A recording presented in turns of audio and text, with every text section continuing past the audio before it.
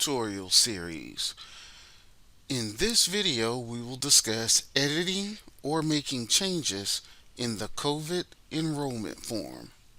The site administrator is the only user who has access to the enrollments link. From the patient search screen, click Enrollments. Then, from this screen, click View the COVID-19 enrollment as shown here. The COVID-19 enrollment form is now visible. Before proceeding to Section A, please view the profile status located at the top of the form.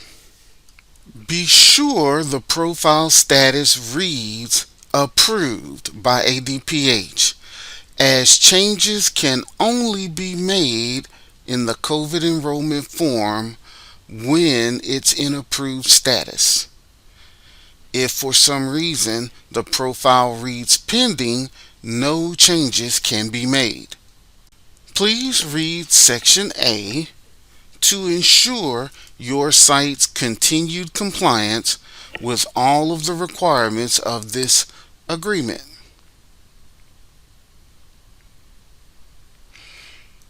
Upon completion of reading the first section, verify all of the site information. Upon verification of the site information, review the section for the responsible officers. If changes need to be made, simply click on all necessary fields and backspace through the incorrect information. Then type in the new information. Once all changes are made, proceed to the next section.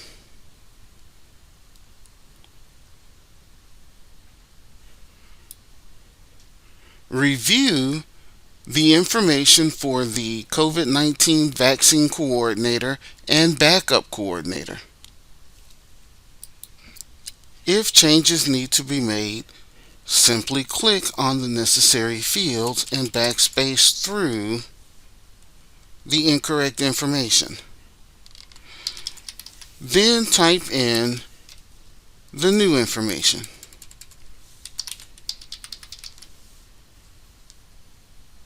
Once all changes are made, proceed to the next section.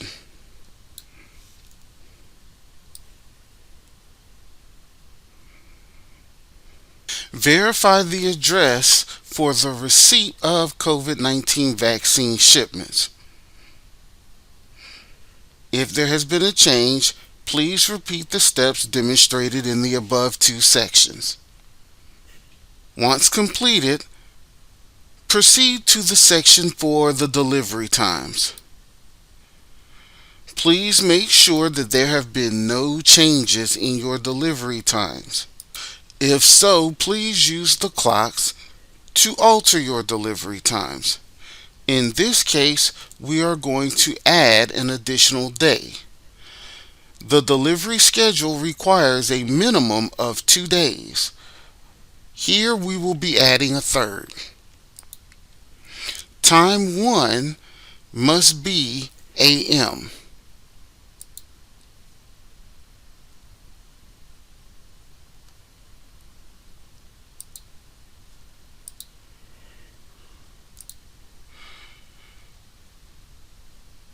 The to time for time 1 must be before 11:59 a.m.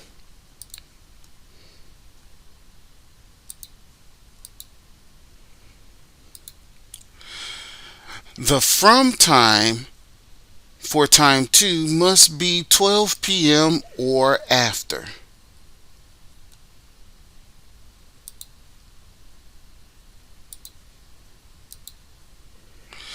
And the to time for time 2 must be in the PM.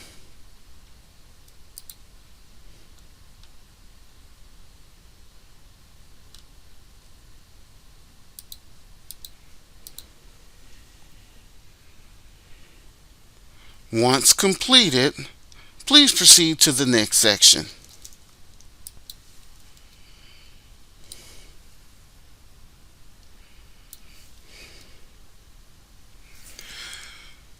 Please indicate the provider site location type in this section.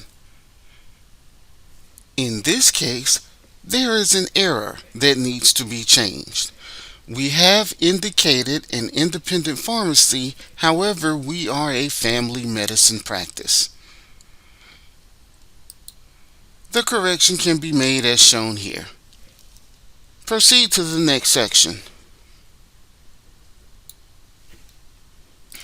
Please indicate all of the setting types that apply to your location. In this case, we have indicated workplace. In the next section, please indicate the number of patients routinely served by your site.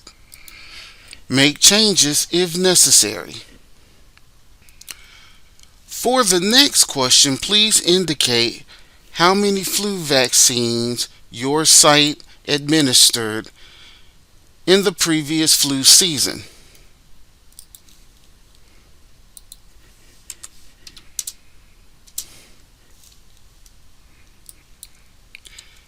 In the following section, please indicate the population served.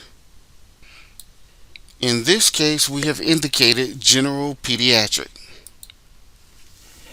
Select all the different patient demographics that apply and enter the numbers respectively in the fields here. Be sure to add the total of all of these fields and enter that total here. Proceed to the next section and indicate whether or not your site is currently reporting vaccine administration data to ImmPRINT. Once your answer is entered, indicate whether or not this is done manually or via an HL7 interface. If entering manually, another question will appear where you may indicate whether or not your site is interested in creating an HL7 interface, as shown here. Please proceed and read the refrigeration instructions. In the next section, please indicate the information respectively for your refrigerator, your freezer, and your ultra cold freezer. If for some reason your site does not have one of these storage units, please indicate by checking no capacity. In this case, our site has all three. So we will remove those indicators and indicate how many doses of each we can store. In this case, we have the capacity to store 100 doses in our refrigerator, 100 doses in our freezer, and 100 doses in our ultra cold freezer. Then indicate your refrigerator capacity by using the options in the drop-down menu here. Then indicate your freezer capacity by using the options in the drop-down here. Finally, in this section, indicate whether or not you have access to pelletized dry ice by answering yes or no here. Proceed to the storage unit details section for your site. Click the Edit Storage Unit Sections button as shown here. Then proceed to enter all necessary information in the fields of this section. Once all the information of this section is entered, be sure to enter the name of the medical director as shown here. Proceed to the medical authority list. Be sure there are no changes. If there are any changes here, these changes will need to be made in the ImmPRINT staff list. Once all needed changes are made, click Submit as shown here. You will then see a dialog box informing you that your COVID-19 Special Project form has been successfully submitted. Click OK. Please return to the top of your COVID enrollment form and you will notice that the profile status has been updated to pending equipment verification yet again. While your site is in pending status, no edits or changes may be made to the enrollment form. After the changes have been made to the COVID form and the form has been successfully submitted, an email will need to be sent to this email address notifying ADPH staff that your COVID enrollment form has been changed and that your site needs to be reapproved. Once the updated COVID enrollment form is approved by ADPH, an auto-generated email will be sent to the site administrator. If you require any further assistance, please feel free to contact your immunization compliance team member.